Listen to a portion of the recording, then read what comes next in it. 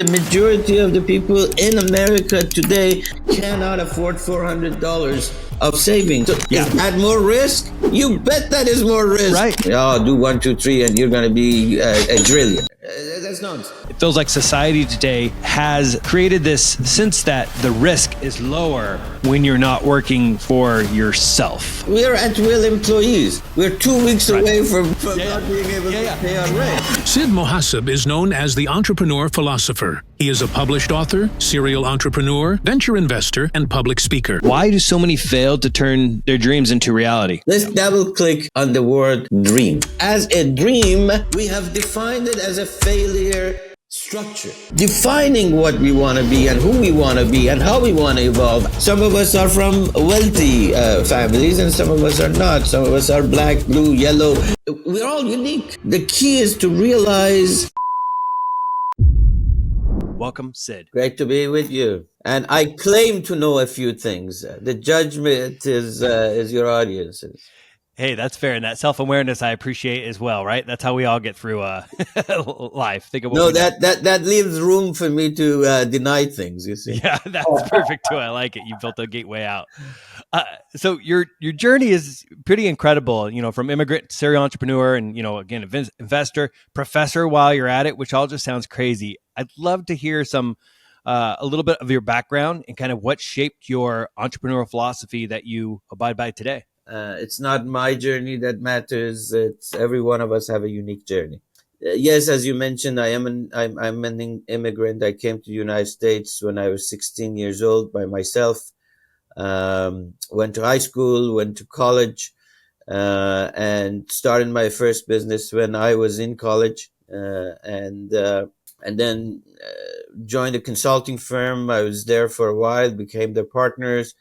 That first 10 years or so of my life, of my career, I worked with very large companies, Motorola, IBM, Federal Reserve Bank, very, very established large companies. And I was fortunate enough to have joined this small consulting firm. And the president back then, I should give him a plug, Jim Steinman, for some reason trusted this young kid. And he would take me to meetings with board of directors and presidents of, McDonnell Douglas and Hughes Helicopter.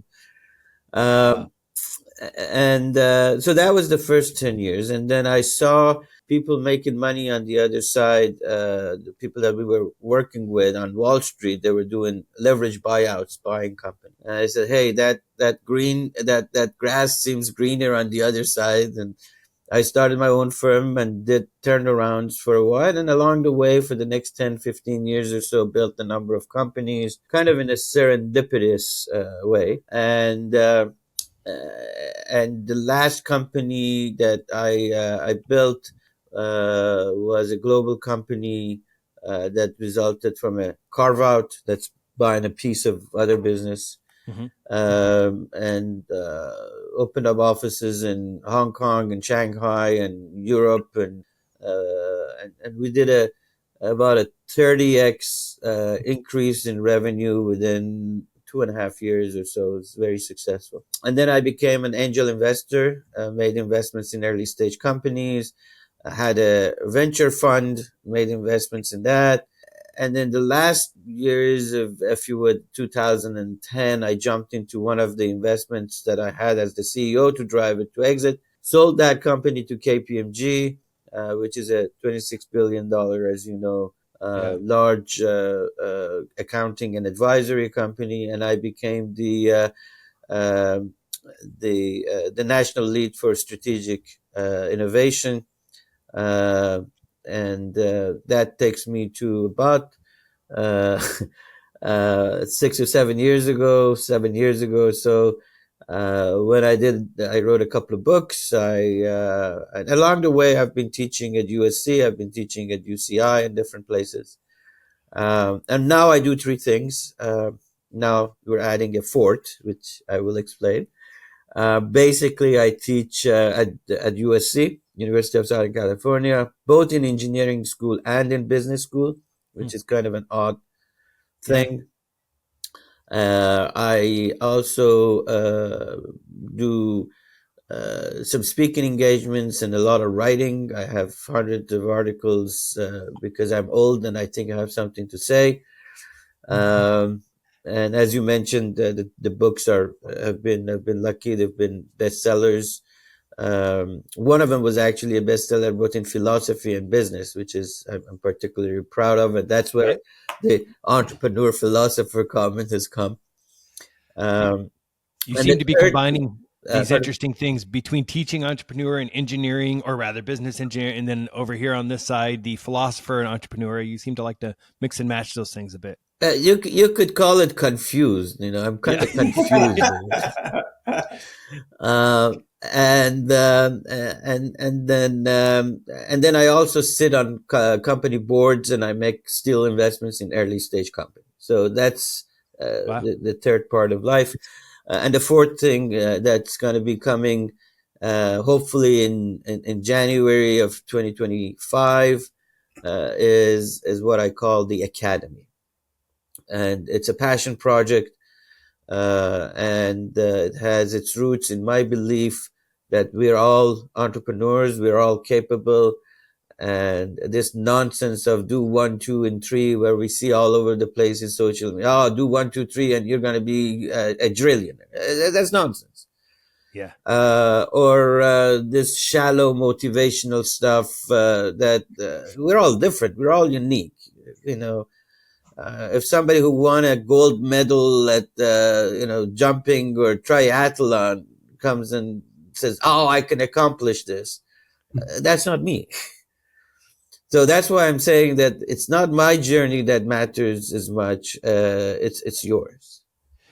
I'd be curious to kind of go down that pathway a little bit more and understand, a little bit more of what led to you creating this. Because obviously there are plenty of individuals and stuff out there and approaches that, everything from follow your passion to some people are made for entrepreneurship and some people just aren't made for entrepreneurship. And I'm just curious to get kind of your overall, since you're building something out based on your own beliefs or philosophy around it. Could you just double tap into that a little bit? Sure. So first thing is, I think that some people are built for this and some people are built for that is absolutely nonsense. Nonsense. Yeah. It's what we choose to be. We have a choice.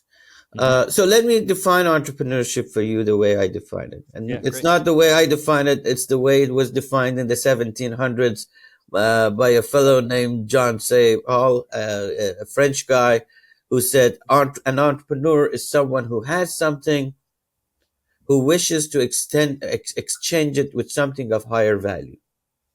Someone who has something, who wishes to exchange it with something of higher value. About 50 years later, an Irishman added the definition of a risk into it. So it became someone who has something, wants to exchange it with something of higher value, knowing that there is risk. Okay? Now, we all have something. It may be my time, it may be my ideas, it may be my product, it may be my passion. I have something. We all have something.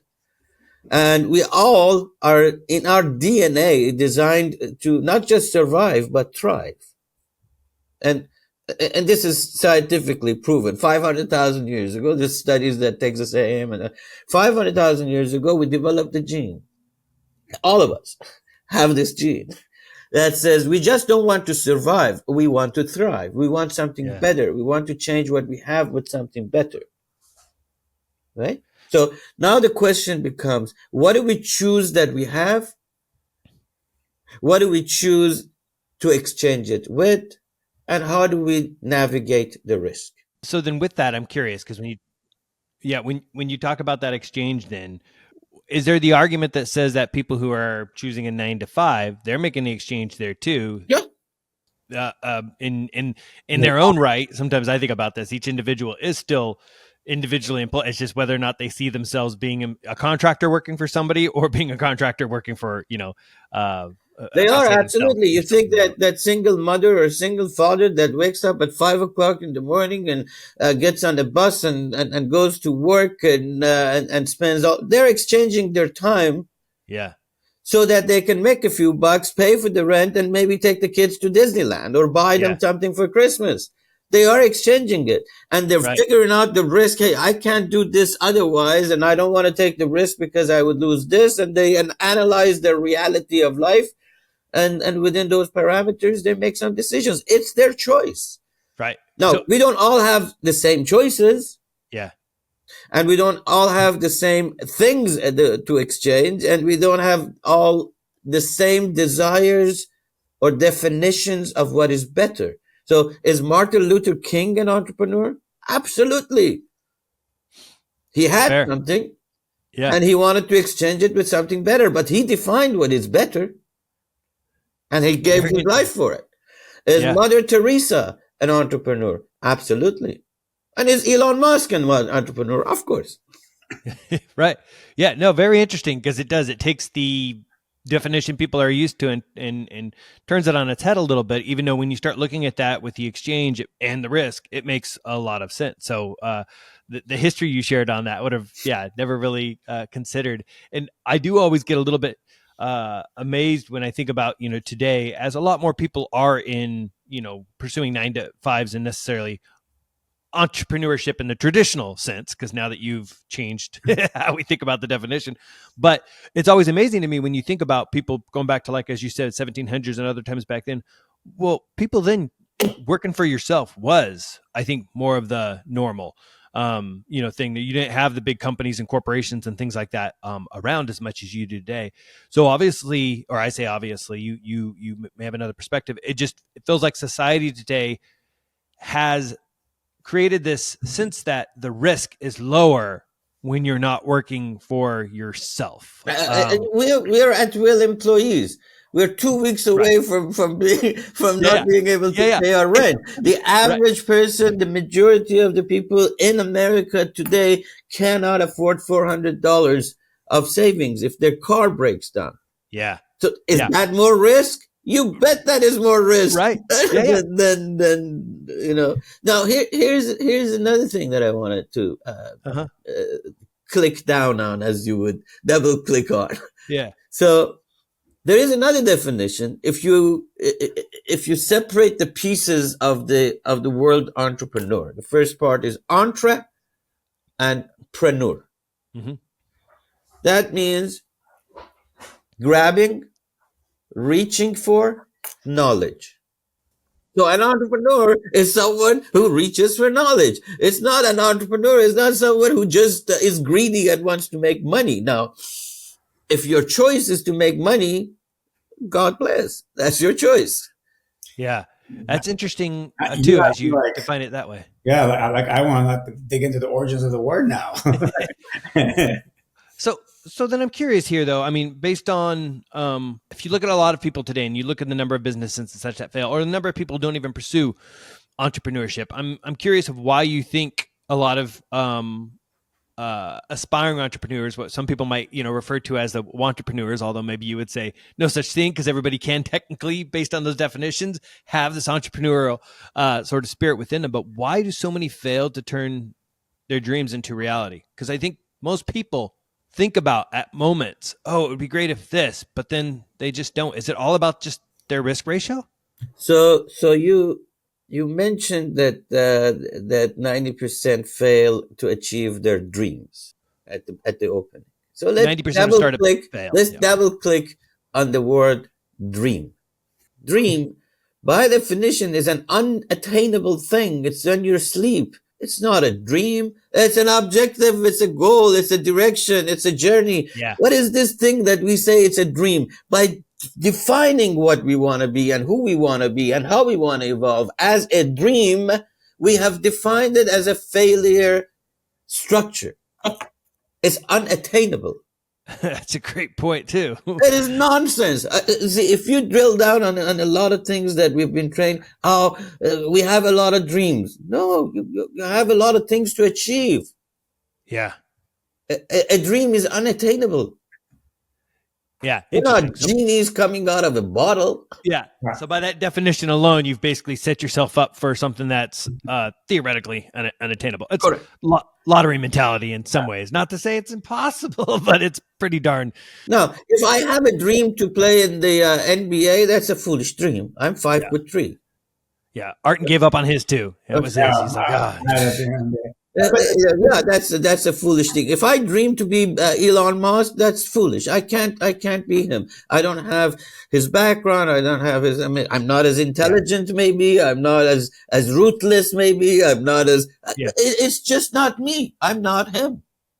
I'm not So, him. We're all different. do you think, I mean, the word dream, maybe it's just, instead of using it literally, it's just the way that society uses it now is actually meaning achieving your potential. So if I define going to on a vacation by saying that, hey, I spend a evening with my family, is that the same because the society defines it that way?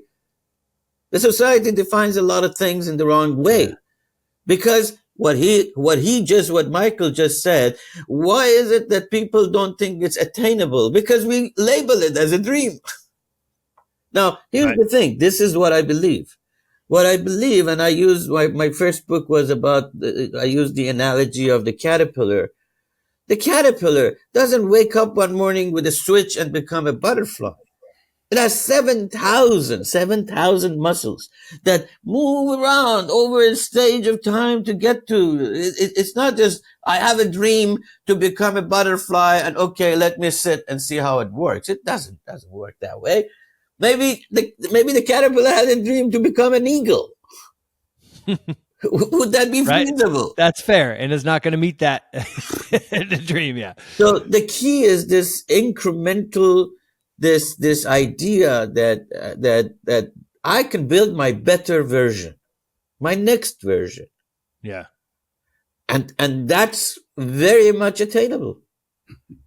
I'm not So- going to be perfect tomorrow.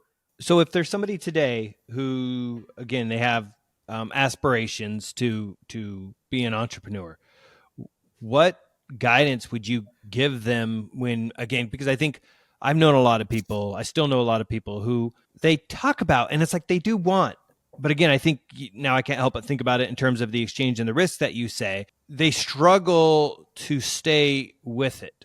So there's this thing again that I want to. They want to be an entrepreneur.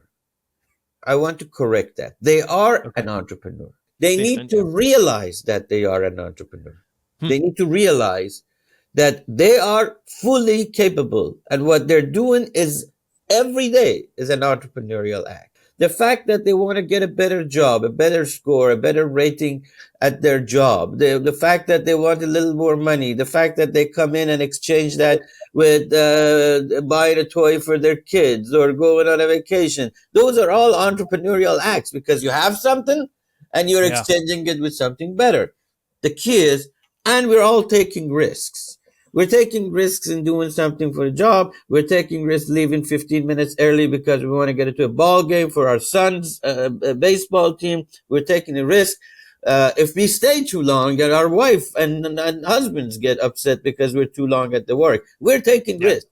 So Right. here's what I suggest. First, the thing is you realize that you're not becoming an entrepreneur. You are one. Inherently, in your genes. So it's finding and realizing the potential is in you. So how do you do that? People have issues with risk. I'll say, hey, here's what I would suggest you do. Let's realize that you are taking risks every day. You want to go and you have choices because those two things come together. A lot of us feel that we don't have any choices. Oh, there's no choices. So realize this. Next time you want to go to the grocery store, you get in your car, stop and think, I can go to Ralph's or I can go to Albertsons.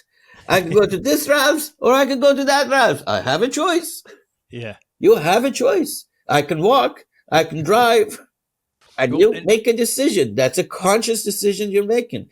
And you have a risk. You take this road, you'll get there later. You take this place, you may not be able to buy the best meat because that guy has the best meat. This is more expensive than that one. There are parameters in your choices. You're making a risk.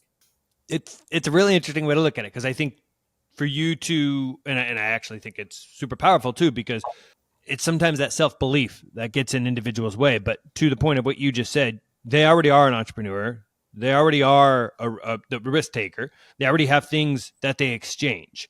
So to step away from that, have the out of body experience, look at themselves and, be able to be like, look at what you do every day. You're already these things.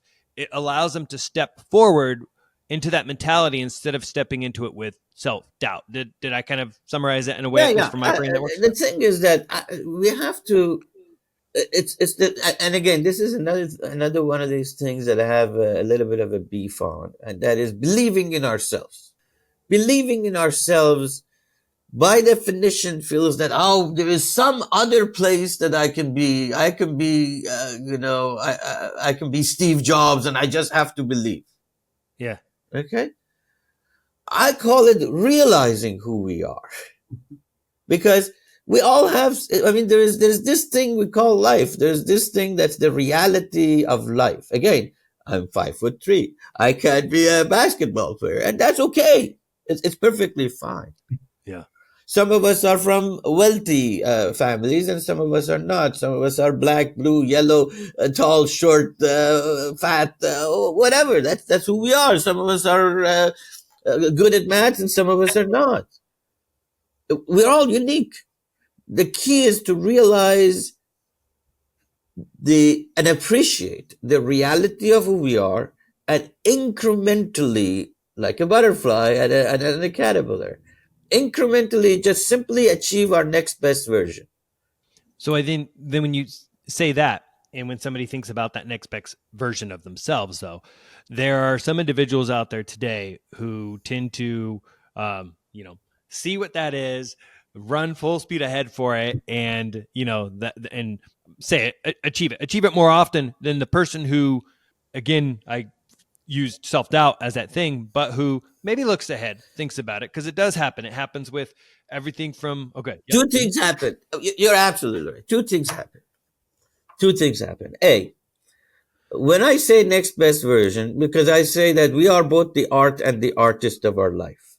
We are the art. We, each individual, we are the art and we are the artist. We are painting this thing. We're sculpting this thing. We change it a little bit here. We change it a little bit there. What I'm saying is, maybe you have the potential to become Picasso, but you're not one today. You're not one today. It takes work. It takes ingenuity. It takes hard work. You could become one. But the fact that you think, oh, it's so far away. The journey from here to moon is hundreds and thousands of miles, 100,000s of miles. But it's if I think I'm not there and I'm a failure, then you can't get there. If I think that I can run 1,000 miles or 100 miles in 10 seconds, it's impossible. But I could run. First, I run 100 meters at 5 minutes, then at 4 minutes, then at 3 minutes, and then slowly I get to be who I am. So the key is, self-doubt comes from goals that are unachievable, and it's all this marketing bullshit nonsense that we have now. It's getting even worse. Do you think... Write a book in 90 seconds. Have you seen this? Write a book in 90 seconds. I've seen it. Now, are we contaminating intelligence and creativity? Of course we are. Now imagine what would happen. You're going to have all these people creating these 90-second books, right? Which is from ChatGPT. And now tomorrow and the next day, ChatGPT uses that body of knowledge as new knowledge. So we're regurgitating knowledge and creativity because somebody wants to make money. In blurring the truth, we won't know where the truth is. We don't know where the truth is. Yeah. Now, is that entrepreneurship? Well, that guy who's bamboozling people with doing that, he's making money. He has something and he's exchanging it for something that he thinks is of higher value. But the question is, are you? Right. Interesting. And especially interesting too when you consider that right now, like one of the I'll call it on YouTube or other places, but where advertisers pay a fair amount for, some of the popular, areas happen to be around selling people on, becoming millionaires and other things like that. So once more, the number of people who stand up and sell that, even though half the time they actually haven't had the success themselves in it, is astronomical. So I am curious though here, because it's like, how do people then discover where the truth actually lies with this stuff? The truth is within you, my friend. The truth is not out there. As long as we realize that life is not an entrepreneurship, is not like going to IKEA, buying a bookcase that comes in pieces, and then you have this bag of things. You say screws number A, screws number B, and then you shove these things together, and voila. It just doesn't work that way. It's a fallacy. It is bamboozling us, and that's exactly going back to the academy thing that I'm starting. That is the rule. The only thing I can do, Michael, is to provoke you and your audience. The only thing I can do is say you are capable of doing whatever you're achieving, not because I tell you you are capable, but because it's in your genes. Because you are practicing entrepreneurship every day. You have something. You exchange it with something better, and you know what the risk is. Every student with that definition is an entrepreneur. See what they do? They go to university. They spend nights studying, and they pay a lot of money now for the university in hopes that when they get out, they'll have a better job. Right. But would they? Is that guaranteed? No. No. They're taking a risk. No, and at the time, half the time anyway, in those scenarios, they're not actually thinking through total risk. They're doing what society has said they should do. It's like a pacifier in some ways, as we're like. So let's get into the society definition. Now, there is a big difference between success and satisfaction, Michael. Satisfaction is what you and I feel. And we have a bundle of satisfaction as collectively says, here's how we get satisfied. Success is defined by the society. You think you're successful because you're a doctor or a lawyer or you have money? Let's take Mr. Musk. Is he successful? If I measure him based on his family, his relationship with his family, is he successful? No, right. But is he successful manipulating government from here to UK? Of course he's successful. Is he successful because he has money? Of course he is successful. Based on the societal definitions. Sure. But what I think matters is satisfaction. You could be successful but not satisfied. Look at it, and I think you're right. When you do break that down, Elon's that perfect example, because on one hand, you look at the success that he's had, but then on the other hand, if you look at it through the lens of, other terms of how you measure success, because at the same time, who's to argue? Maybe, what that looks like. I was going to say, is it possible that to him, he's more satisfied chasing the money, the government, whatever he's doing, or, the companies he's building, and not satisfied with family. So from his definition. And that's exactly, Artin, that's exactly what I'm talking about a choice. Yeah. Choice is at the core of entrepreneurship. Choice is what you make in terms of turning what you have into something better, and you decide how much risk you want to take. Right.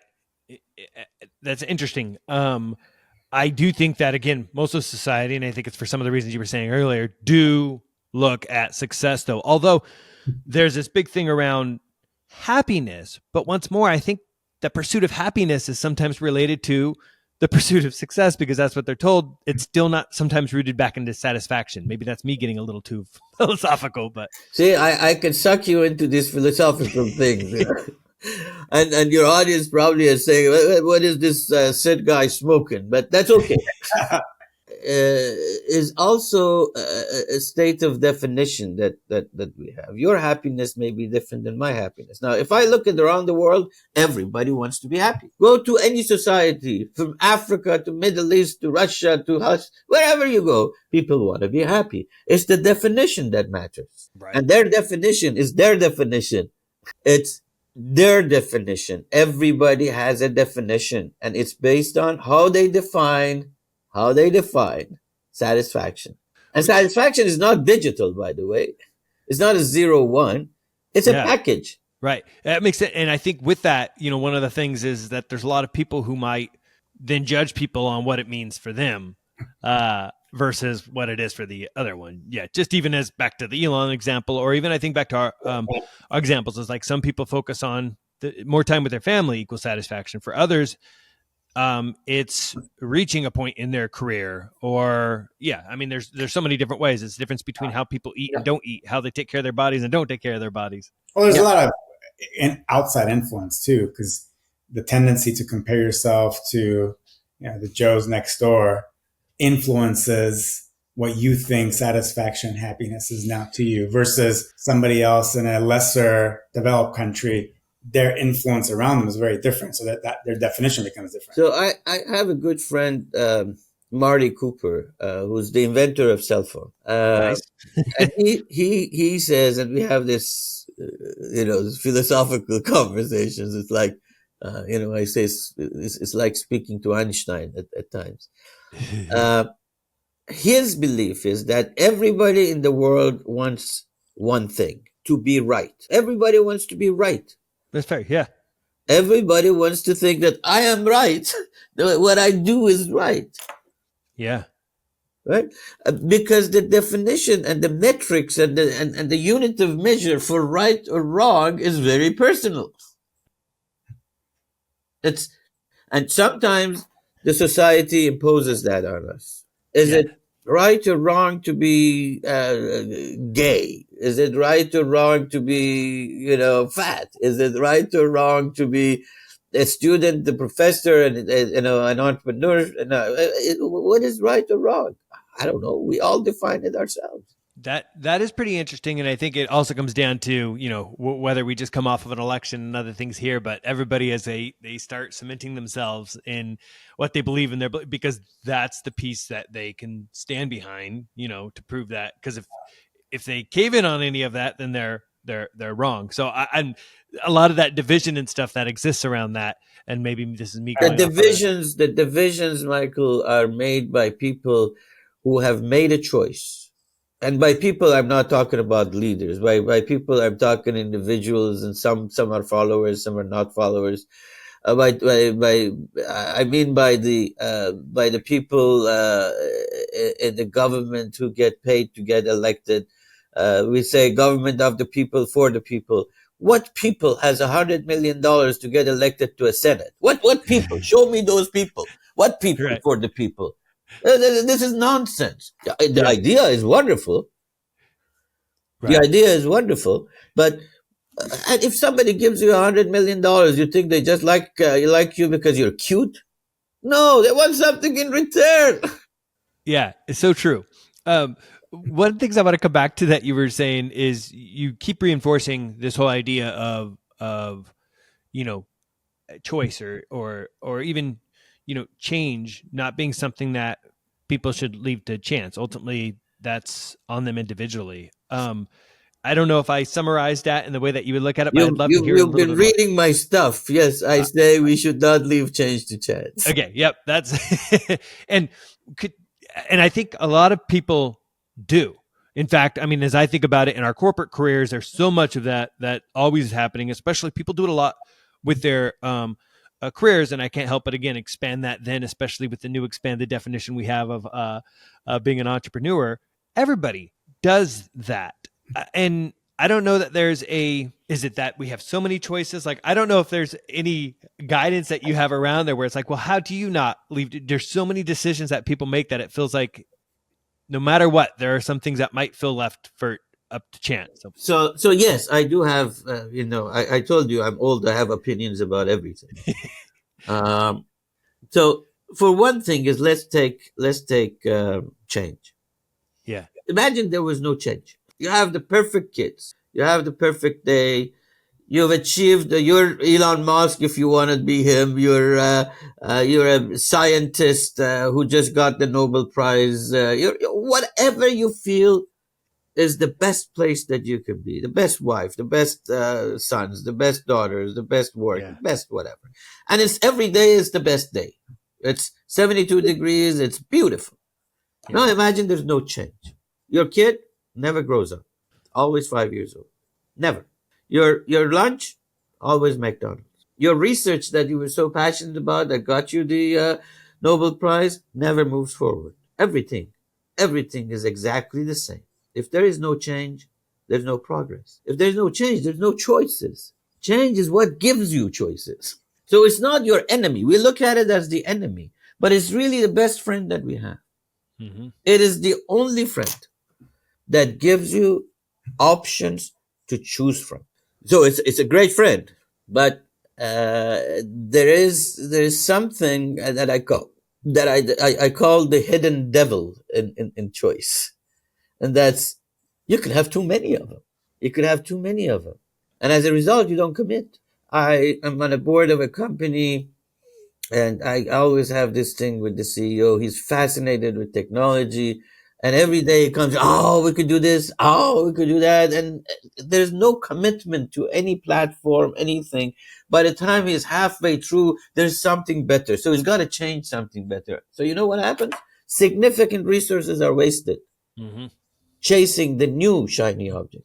So in order for choice to result into progress, there's a need for commitment. So And I think it's you say look that. at probabilities of success at the point. Every mean is an end to itself. We just try to justify things based, there's this Machiavellism attitude that the end justifies the means. Oh, the end is nirvana that we get to whatever. So everything we do every mean, okay, at the point you made this decision based on these parameters and this, okay, let's see it to fruition. So would you say that if we take money as the success criteria, would you say that somebody that's has able to trade what they have for more money is because they were able to commit more and take more action versus? Yeah, they were a single-minded. So they may have ignored the rest of their life. They may have actually done things along the way that's a little bit crooked. Okay. If the money is your only objective, that is a formula that you're optimizing against. Let me get my engineering thing side up.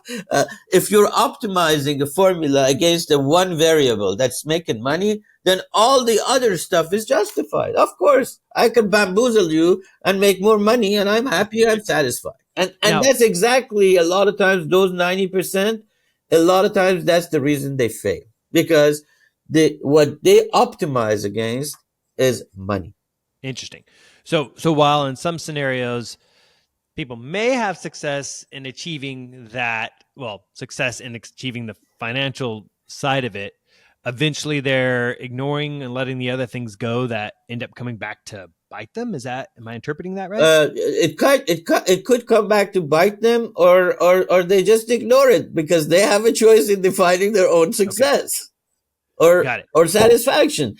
I don't think if you ask Mr. Musk, for example, he would say that, yeah, I have a failed marriage. No, he wouldn't say that. He would say, no, there was a mean to an end. It was, I'm happy to have 7 kids. Right. Yeah. Okay. So we justify things based on our own objectives and how we define things. Now, what is right or right? I'm not being judgmental. By the way, there's a difference being judgmental and judging. Mm-hmm.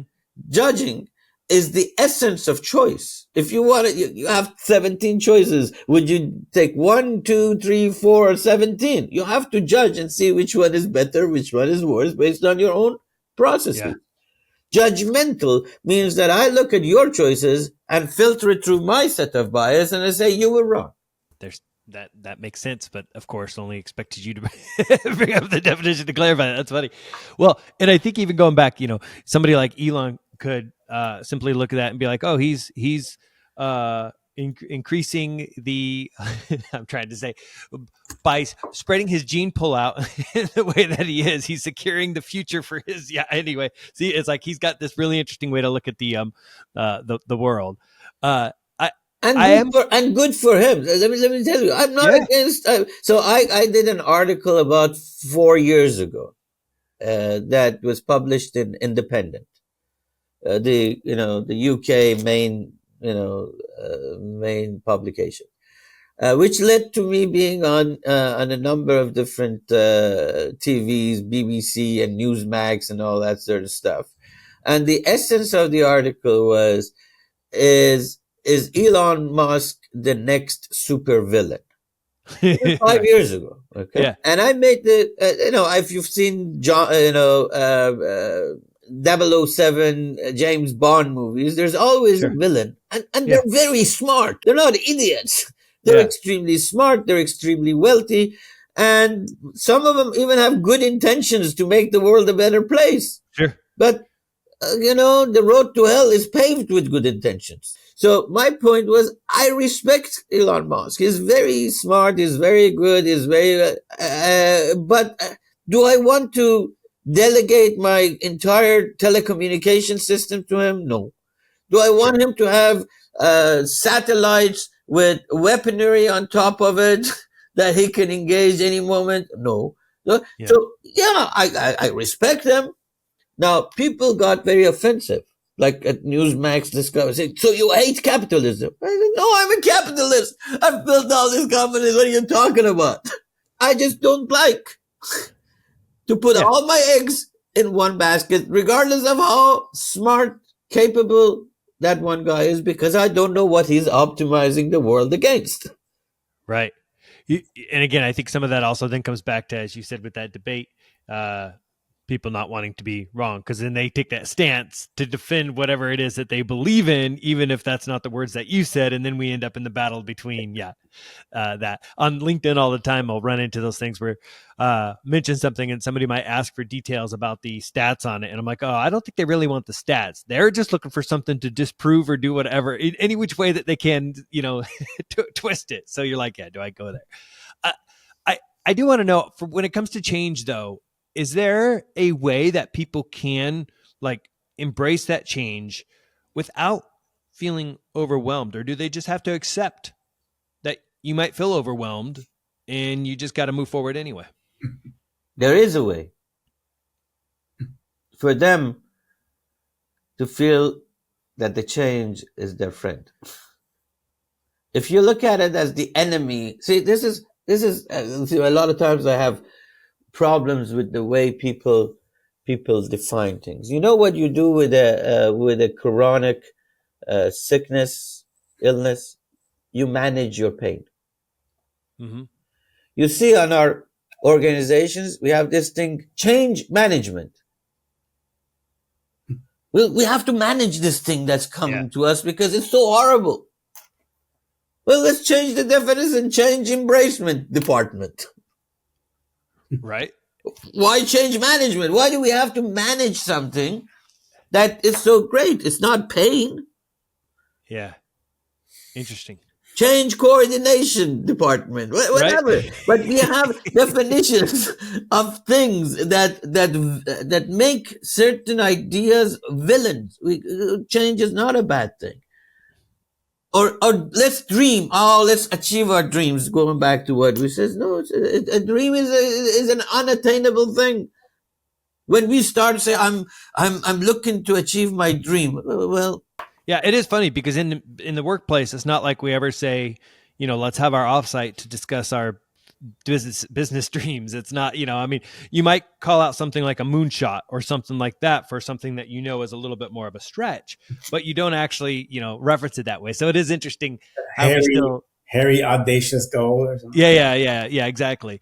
So then I am curious, because everything that you are saying, and I'm going to take it back to, your academy a little bit, because honestly, everything that you're saying here, as I think about it, and I'm somebody who has 3 young kids, and I'm somebody who, has a lot of questions for our school system, what I learned from college becomes this big question mark for me. But I look at some of these things, I'm like, man, if you could actually define the way that you have and teach these things, I think, to people earlier, I actually think people would have a lot more success in being able to pursue satisfaction, in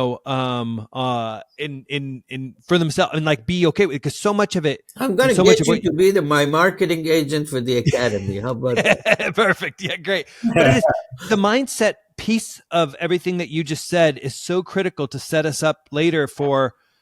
I'm not going to call it a peaceful life. It's not we're still going to have these things that we have, and there's a stance with it, but it is coming to terms and understanding and being able to pinpoint what we're facing when we're facing it. Because I think a lot of people don't know how to, I'm not saying everything needs that label, but I think sometimes being able to understand that thing you're going through or what you're feeling and then tie it back to, oh, yeah, I know what this is and I can now move past it versus not being able to.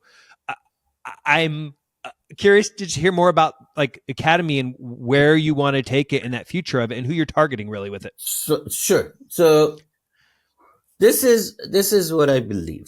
A few things, and this is where the Academy's core competency or the core beliefs come from. Number one, I believe in people. I believe that they are entrepreneurs, the definition that, and I believe that they have the ability to exchange what they have with something better. And I trust that they can find what is better, and that's not my choice. Okay? The second thing is, I don't believe that there is a standard formula that we can give people, these 8 billion people on the planet, that they would do exactly the same thing, because life is not like IKEA.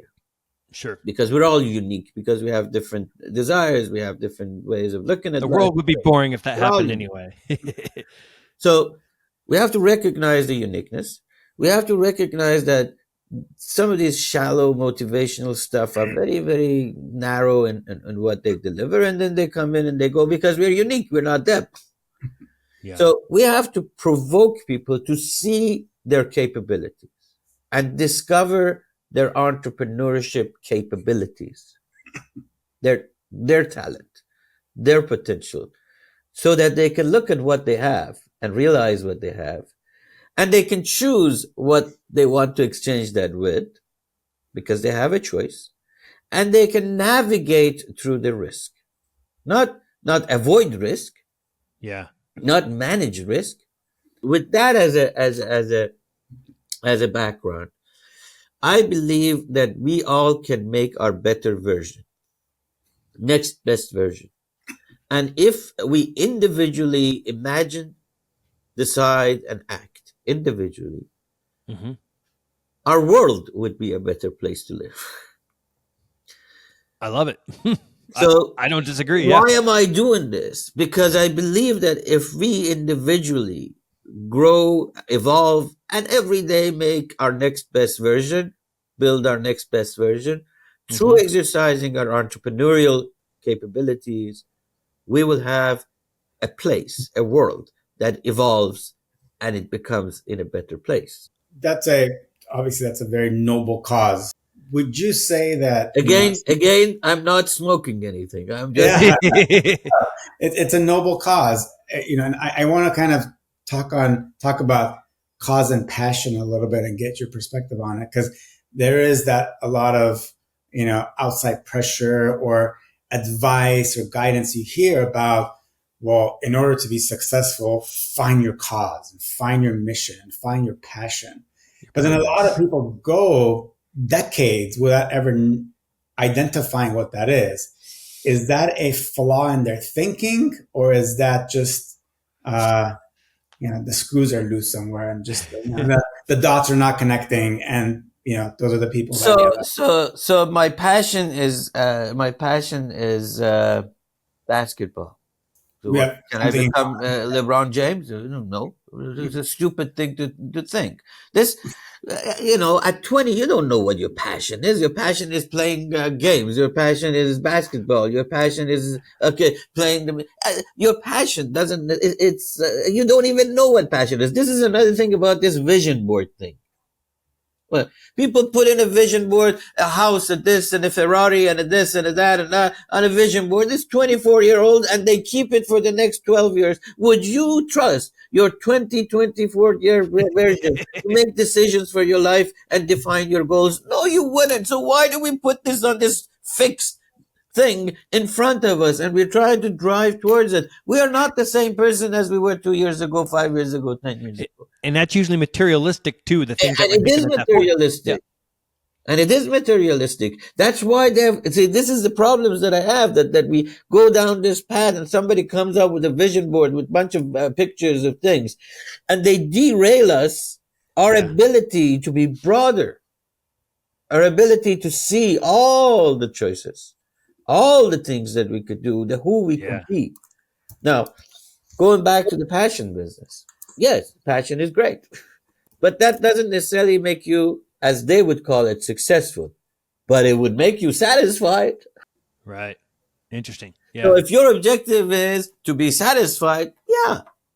But if your objective is to become a trillionaire, yeah. And most of those people who suggest those kind of things are people who have made it and now they're practicing their passion and they made Sure. it with their Right. passion. And they're That is satisfied. the irony. So they Yeah. Yeah. tell you, and this is the judgmental thing, that Yeah. they're based on their structure and choices they've made. Absolutely. That's a good thing to do. I, I mean, if my passion is to play music and I do that every day, what is better? That's it. yeah.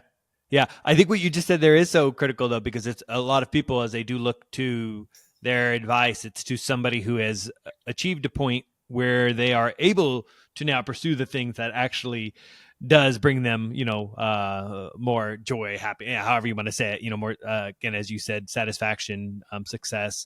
Um, I'm curious, though, because kind of tying to this with passion a little bit, take it to purpose for a minute. So Simon Sinek, in a lot of his focus around find your why. What is your perspective on that? I think I like what he says. Mm-hmm. We have some I have some modifications to it. So I focus on finding the reasons, and it's not just yours. So let's look at it differently. Michael, do you sell something or do people buy your thing? Who has the choice? Any company. I mean, interesting. I guess I never really thought enough about that. I would have answered both. No, there is Right? one. Who has the decision to give you money? Oh, well, they have the decision. So you, as the sales team, have zero decision. Yeah, fair. So why do you claim we made X dollars of thing? My sales team accomplished X. They didn't have any decision. They were just participating. They were saying, and somebody came in and gave them the money. Why did they give them the money? Because they had some reasons, a bundle of satisfaction that satisfied them with what you have. Their exchange was right. Okay. You asked me I have cancer and you have the cure for cancer. I'll sell my home. I'll sell my entire thing to get to that. Mm-hmm. Okay. You have the cure for cancer. It comes out in 6 months and I'm going to die in 3 months. It's useless for me. Yeah. I don't have cancer. You have the greatest thing. The bundle of satisfaction isn't there. I'm not going to get satisfied for my own reasons to get that from you. So you buy a car, you buy a bag, you buy things, not just because of the functionality of those things, but because it comes in with some other stuff. You move to some odd place in the middle of the country, or you move to Silicon Valley, or you move to different place. You have a reason for doing that. You get a job for different reasons. Somebody that has a sick kid, and the benefits are important. Somebody wants to be, is young, lives with 4 other people in a dormitory-like place because they want the options to be part of Meta or whatever. Somebody has a small child and they want to work from home, and that's what's important to them. We all make decisions based on our bundles of satisfaction. Okay, so yes, it's not just you finding the why for you. I want you to find the why for the people you deal with, for the customers, for the employees, that's the core of entrepreneurship. If I can give other people, because they are the decision maker. The employees are the decision makers, the employees, of how much productivity, creativity, innovation they bring to the table. We think we have a chart or a job description. Hell with it. But in that scenario, and just because in each of those, the entrepreneur still makes decisions around how they're going to tee up and pitch their thing. Of course, yes, it would need to be around the buyer, and the company still makes decisions on how they're going to treat the employees and what they're going to correct. So we the company, the leaders are harmonizers between what I call the 5 pillars. Mm-hmm. The 5 pillars are the customers, the employees, the partners, the investors, and the society. And they each have their own set of reasons for engaging with you, for buying. You as a leader can only make decisions around the sausage making. Okay? Revenue is an outcome. Profit is an outcome. It's subject to somebody else's decision. What you're in control of is this middle piece. How do I make it? How do I understand what the reasonings are? How do I create that bundle of satisfaction for this group and that group? And sometimes these things are in conflict. How do I manage the conflict? If I reduce my price over here on the customer side, I don't have enough money to give my employees. If I give too much to my employees and cut the cost over here, then my investors are unhappy. If I squeeze my partners and they don't get a penny, my quality would suffer. Right. This is what you're in control of. Harmonizing these pieces. So a business is like a symphony with multiple instruments that are playing. And in a symphony, in music, you don't say, okay, let's have a 10-minute drum beat and then a 5-minute guitar and another 10-minute this, because we are work-life balance. Everything has to be balanced. 5 minutes of this and 5 minutes of this. No, they blend together. They harmonize together. They create a magical melody because they're blended. And without me thinking too far into this, would that still apply to the individual who has not embraced entrepreneurship in the term before we came into this call and understood it? Because now I understand, as you explain what entrepreneur is. Yeah. Ultimately, those 5 things relate to somebody, whether or not they choose to be a business of one who's selling their services to an employer. Ultimately, all of us are a business, right? Because we're entrepreneurs. Yeah. Ultimately, we all are exchanging things with others, whether it's our wife or our husband, whether if it's our kids, whether if it's our co-workers at work, whether if it's our boss, whether it's our employees. We all are in constant exchange with others. And who are those others? Entrepreneurs who want to exchange who they are with something better. Yeah. If you go and you talk to a waitress at a restaurant, she wants to have a better life. She wants to be happy. She wants to be satisfied. She wants to make progress, just like you. Yeah. Totally. And you realize what those bundles of satisfactions are, and you've got yourself a great canvas to build your next best version. I love that. On that note, Sid, if people want to learn more about the Academy or be in touch with you in general, how can they do so? So my email is my first name at my last name .com. Okay. It's pretty simple. We can include it. The Academy is called Anabasis Academy. Anabasis is ANABASIS. ANA means in Latin, moving the base up. So moving up is NA, base is base. So Anabasis Academy is about moving the base up. We are launching in January, middle of January, and we're going to have the first 1,000 people sponsored. Oh, wow. The reason is that the message is more important than than everything else. Yeah. I do believe that we're all entrepreneurs. I do believe that we're all capable. I do believe that I'm not BSing about this. I do believe that if we really look at ourselves and believe in our entrepreneurship, we can accomplish a lot more together. In our unique ways together. So this is not about let's gang up. This is not about a political party or a whatever party. This is a belief that wherever you are, you're one of these or one of those. you live in Africa, or you live in everywhere. You're a Democrat or a Republican or Green Party or somewhere in between. It doesn't matter. What matters is if you realize what you're capable of doing and that you are an entrepreneur and you have a choice to change what you have with something better, something more. You're not a victim. You can get more and you deserve more. I love it. I love what you just said. And I really think what you're doing is important, especially as we do look at, I feel like where society is now and the changes it's undergoing, because I actually think there's this, I don't want, not a switch back to the past, but in essence, the way that I feel like AI, other things can also empower individuals to pursue more of like, I don't see corporations are still going to exist, but I think there's going to be this huge thing where people are working a lot more for themselves and identifying it in that way. I think the switch between even pandemic, work from home, all these different things are all lining up to this sort of future where I think your message. So I think our time is up, and your audience are already tired of me babbling. But me too.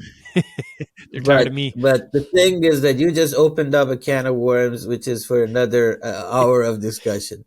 My belief is that we are at a inflection point in human life with the AI and where we are. There's something called the explosion era, which is the past 40. It started 40,000 years ago, and I believe that we are at explosion 2.0.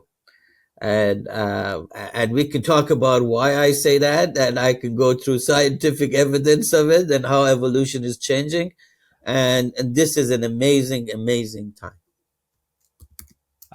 That might be a future episode we have to explore. I'm intrigued. I'm intrigued too. Yeah, but definitely enjoyed everything you shared today, and hopefully, people, can really kind of absorb and think about it, because I do think there's a lot of value here, because I think there's a lot of individuals. Some of our listeners, are those action takers. Some of the listeners are the individuals who just can't figure out, at times like, there's these different things, shiny object, you name it. And I think, again, a lot of what you honed in on here, I think gets to the root of a lot of that. And I'm very interested to, see this academy launch. And I think it's amazing. So the academy, just so that you know how we think, there's 3 levels of membership. The first level of membership is what I call the intrigued. And the intrigued is $1 forever. And the dollar is so that you show that you're committed to do something. $1 forever membership.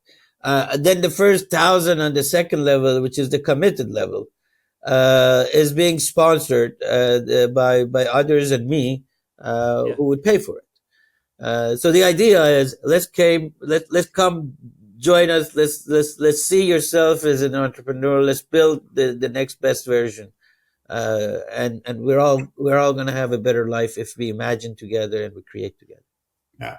I love the mindset, and I love the new definition that's now in my head of entrepreneurship, because it kind of feels like it decreases the pressure on you to know that, hey, we are all entrepreneurs and we can just be better slightly tomorrow. And I was like, just what are you waiting for? You already, that's relieved. Yeah. Take the day off, Artin. Yeah. I'm going to go play basketball. Well, yeah, exactly. Or golf. Yeah. All right, No, guys, this is great. It's been a pleasure. Thank you so much. We look forward to following your journey and seeing where you take this. Super excited. Yeah. Take care, Sid. Everybody on the next one.